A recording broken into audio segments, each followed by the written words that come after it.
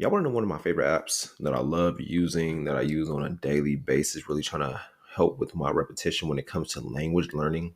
And that app is Duolingo. Duolingo is the perfect app to use when you want to learn a new language.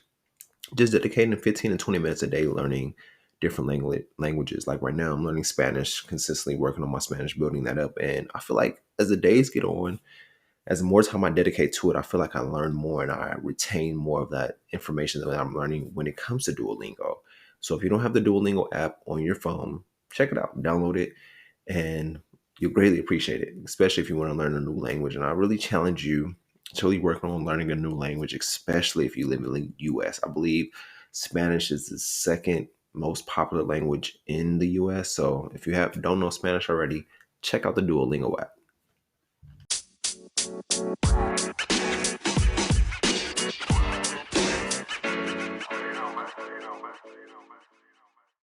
And we back, and we back, and we back. Hello, ladies and gentlemen. Welcome to Sana I.E. I'm your host, XO. If this is your first time listening, welcome to the show. Welcome, man. Grab you a seat, grab you some popcorn, wherever you at. I just want to thank you for taking the time out of your day for listening to Sana I.E. If this is your first time listening, thank you.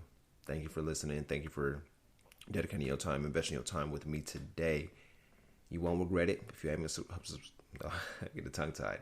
If you haven't subscribed already, go on and subscribe for me. Hit the subscribe button wherever you listen to this at. If you listen to this on Apple Podcasts, Spotify, Google, or even on YouTube, subscribe to us on YouTube if you haven't subscribed already.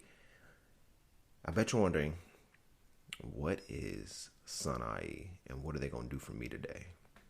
Well, Sanai is a personal development platform for millennials who struggle with their brain health as well as their financial health. Every episode, we drop knowledge, research, tips, tricks, statistics, different things when it comes to the brain health as well as the financial health.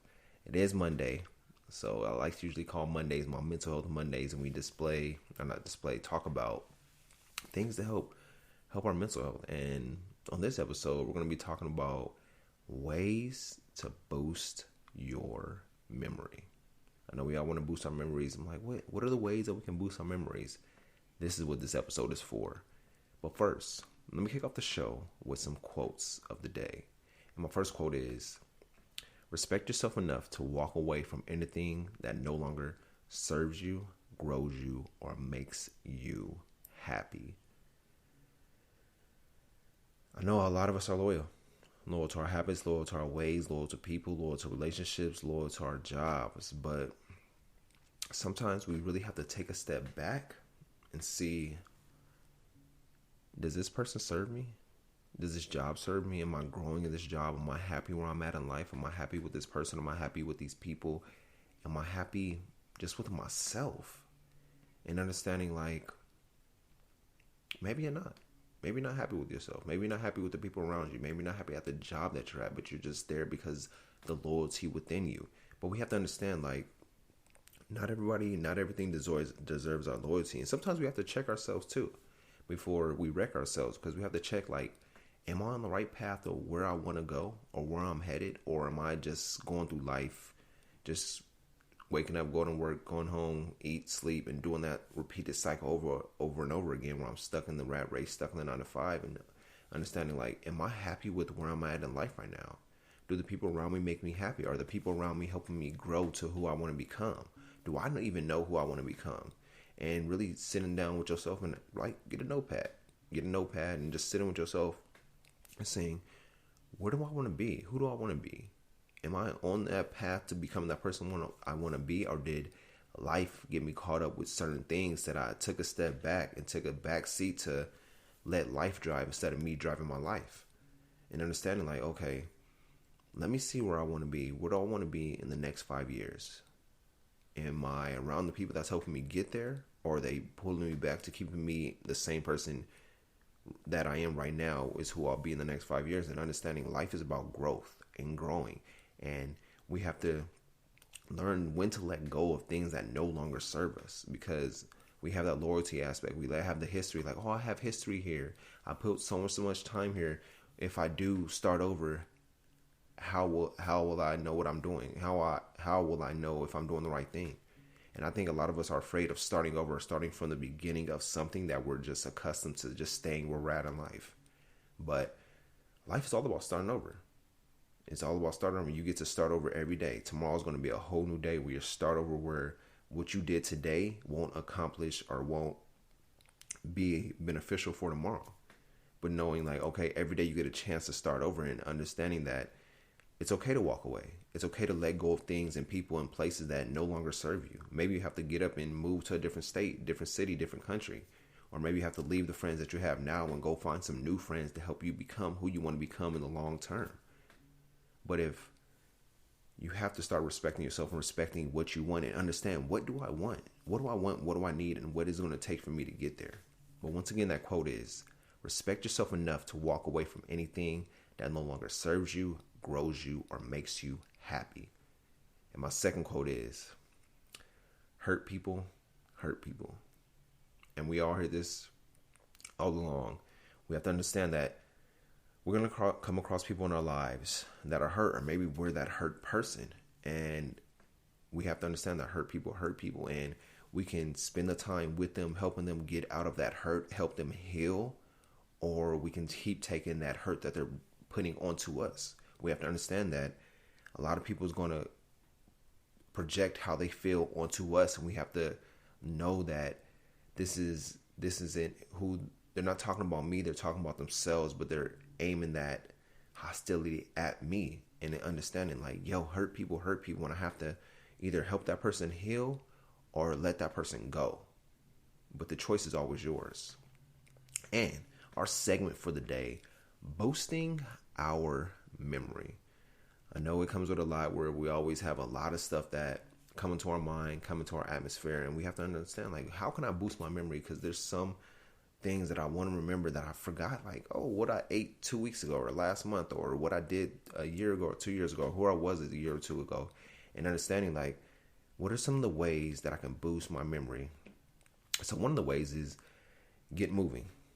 Get up, get active, get out, go walk, go jog, walk your dogs, walk your cats, whatever it may be. Get up and get moving. You know, if you're overweight, your mental health will decline 25% faster than someone who is healthy. So if you're not up and active, getting out there, get out and get active. Whatever it may be, like I said, walking, jogging, walking with a friend. Take your family out to walk with them, to have that time, have those mental health check-ins as you guys are doing that walk. But get up and get moving. That's one of the ways you can boost your memory. Number 2 would be eat spicy food. Spices like cumin, turmeric, and cilantro offer memory boosting effects. Number 3 would be stop multitasking. This is a big one for myself personally, and I think a society, we like to multitask. Like, we feel like we can do it all, but it's like understanding we only can do one thing at a time, and we put our focus on that one thing, that one task, and then move on to the next task. And I feel like when it comes to multitasking, we multitask because we feel like we don't have enough time. But did you know, if we schedule out our days, schedule out our times, put those time blocks, we have enough time to get things accomplished. Like, you know, when I think this is back to elementary school, middle school, high school, whatever it may be. What do they give you? They give you periods in class. You got first period, second period, third period, fourth period, then lunch, fifth period, sixth period, then you going home, whatever it may be. But understanding that those time blocks, those periods will really shaping you for life, so you can focus on one task at a time. Because maybe you was doing this, but maybe you wasn't in social studies doing math, learning math, or whatever it may be. Maybe you was doing your math homework in class, but understanding that you have to stop multitasking. Multitasking, divided attention, reduces productivity and the ability to remember details. And I have trouble with this myself, but I'm really focusing on one task at a time instead of trying to multitask, trying to do it all, because divided attention really reduces the productivity. You don't put out that great work because you're divided with, I got to do this. You're trying to do 2 tasks at one time, and your ability to remember details may fade. Number 4 is for my coffee drinkers. Drinking coffee, coffee drinking can reduce your odds of developing Alzheimer's by up to 65%. I know my coffee drinkers like, hell yeah, we're going to drink more coffee. But Understanding that drinking that coffee in moderation. Number 5 would be declutter or clear cutter. Declutter your life for faster mental processing and brain performance.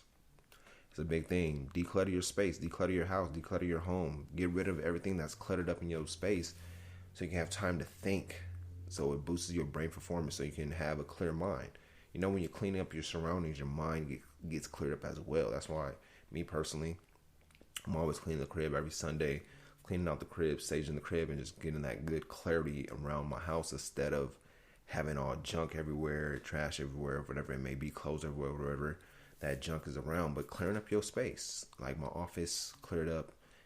It's a clear space where I can think, where I can strategize, where I can create, instead of me looking around like, dang, there's stuff here, there's stuff there, there's stuff here, and it really messes up your brain performance.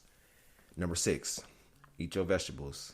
I know as I was younger, I was so against vegetables, but it's funny how you grow up and you're like, you want to be eating more vegetables because you know the benefits from them. But as we were kids, I know some of us were like, nah, I'm good on vegetables. Just give me the protein, give me the candy, give me the sweets and all that stuff. But now I'm like, oh, nah, I need to eat my vegetables more than versus just trying to eat all the non BS food. But yeah, eat your vegetables. Cartenoids found in broccoli, cabbage, and kale protect the brain fat that helps nerves communicate and pass information. So eating your vegetables, broccoli, cabbage, and kale, those three greens. If you don't like broccoli, do kale. If you don't like kale, eat cabbage. Whatever it may be, start eating your vegetables, incorporate your vegetables in every meal, breakfast, lunch, and dinner. Do some type of vegetables where you're having those vegetables for yourself. They help protect the brain fat that helps nerves communicate and pass information, as well as detoxifies your body at the same time. So you're getting 2 benefits, maybe more benefits when it comes to eating vegetables, but eat your vegetables more. Number 7 is hit snooze. I know some of you are like, hit snooze? I'm an early bird, or I like to sleep in, or I want to get up and go, but hit snooze. Sleep is vital to information processing, data sorting, and forming new memories that stick. Yeah, I know I'm a big fan of sleep. Getting your 6 to 8 hours of sleep a night, where you have to really set that bedtime for yourself. But you know, as we were kids, everything that our parents were teaching us is the things that we have to do now, or we should be doing now. Like our parents setting that bedtime, like, oh, get in bed by 10 so you can get up by 6 to go to school. Or eat your vegetables, eat your fruits and vegetables, and doing the little things that we didn't want to do then is what we have to do now. Isn't that ironic? But hitting that snooze, getting that time in for your sleep is very vital for you and your memory. It, like I said, it helps with information processing, data sorting, and forming new memories that stick. Getting that sleep in on a daily basis, really getting the 6 to 8 hours a night, whatever it may be. Maybe you have to go to sleep earlier. I know how it is. You want to stay up and binge watch Netflix, or be on Netflix, be on social media, whatever it is. But what's more important at the time, social media or your sleep? You know how it is if you wake up all groggy, like, oh, I'm tired, I want to sleep in just a little bit longer. It's like, no, none of that stuff is going anywhere. Value your sleep more than you value like outside things. Number 8 would be learn a foreign language. You heard in the ad before the show, Duolingo is one of my favorite things to learn a foreign language, but it gets deeper than that versus just using an app. Maybe you have to go on YouTube and learn the language, listen to podcasts. Maybe you have to go to people around you in your circle who know a different language and tell them, yo, start speaking to me in that language so I can pick it up faster and learn faster. Second languages reduce age-related mental decline and produce higher levels of brain plasticity. Learning a new language. I personally want to be fluent in every language in the world. So I'm starting with Spanish, then going over to French, then maybe doing Mandarin, and just learning different language as we go. It's funny, when I was coming back from Greece, I met a woman who was born and raised in Greece, and I told her, like, yo, I want to learn Greek. So text me in Greek, and that's what I've been doing, trying to pick up that language as I go too. But learning a foreign language helps you, especially if you're in business. You're going to have to learn how to speak to people in different languages across the world instead of thinking like English is your main language or Spanish is your main language, whatever it is. But learning a foreign language really helps with it. Reduce age decline. Number 9, stop stressing.